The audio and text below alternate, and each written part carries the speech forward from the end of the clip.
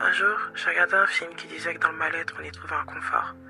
Un film qui m'a fait comme l'effet d'une gifle psychologique. Je me souviens être resté figé, assis sur le rebord de mon lit en répétant que cela était faux, et que c'était ce que les gens essayaient de se convaincre pour ne pas affronter leurs démons. Mais une chose d'étrange s'est produite à ce moment-là, c'est que même si je trouvais que ces paroles étaient complètement stupides, tout au fond de moi, je savais que ce n'était pas totalement faux.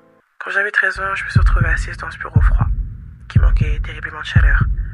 Un bureau très peu réconfortant. Devant moi se trouvait uniquement un ordinateur et un paquet de mouchoirs. J'étais chez le psychiatre. Je me souviens comme le sentiment de devoir répondre à ces questions était insupportable. Une forme de peur dominait mon cœur qui devait livrer mes peines à un inconnu, qui, par son expérience, ne devait plus ressentir d'empathie. Un psychiatre qui, en rassemblant tous les symptômes, résume tout ça à un traumatisme. J'ai accepté ce traitement. J'ai accepté que j'avais besoin d'aide à ce moment-là où je me laissais couler. J'infligeais à mon corps une torture autant physique que psychologique, celle de croire que personne ne verrait ma valeur un jour. J'ai vu les morceaux de mon âme éparpillés dans le sol un à un sans pouvoir les ramasser. J'étais en dépression et bourré de traumatisme à 13 ans. Mon œsophage ressent encore le goût amer de la dépression, la tristesse qui parcourt tout ton corps, l'encre qui tâche ton âme à fermer jusqu'à vouloir fermer la porte de prévu. La série Euphoria définit bien ce que la dépression te fait subir. Mon cœur a énormément saigné devant ces épisodes où le personnage avait même du mal à aller uriner. La dépression te force à délaisser tes besoins vitaux. Elle t'enferme dans un tunnel obscur. Et ce tunnel, il s'allonge au fur et à mesure de ta lucidité. J'ai passé des nuits blanches à fixer mon plafond sans avoir d'autre pensée que celle de fuir l'ombre de moi-même qui résidait dans mon corps. Prendre une simple douche était devenu un calvaire. Mes journées se résumaient à pleurer et à essayer de trouver une issue pour sortir de ce cauchemar. La phobie sociale, elle, est également venue toquer à ma porte.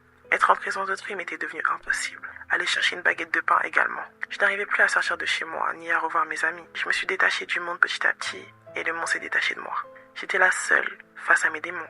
Mais un jour, j'ai accepté d'être une dame. Une dame à la peau brune, chaleureuse, avec des cheveux longs et brillants.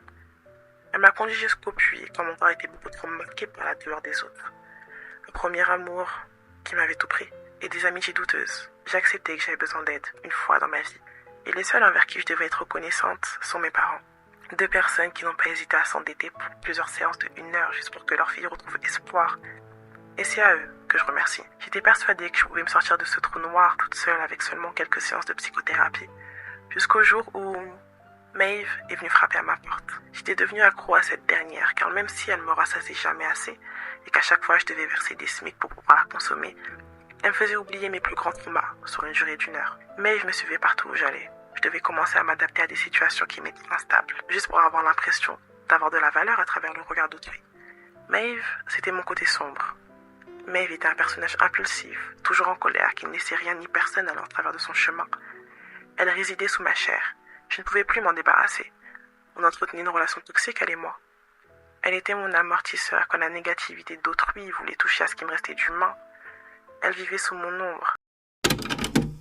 Mais c'est cette même béquille qui m'a conduit à pouvoir vous raconter tout ça aujourd'hui. J'avais trop de choses à vivre, de sourires à partager et à recevoir, de moments de joie et d'amour à ressentir. Un jour peut-être j'expliquerai la vraie version du pourquoi du comment j'en suis arrivée jusqu'à là. Comment mes défaites ont été mes plus grands enseignements. Tout ce que je veux retenir, c'est que j'ai réussi.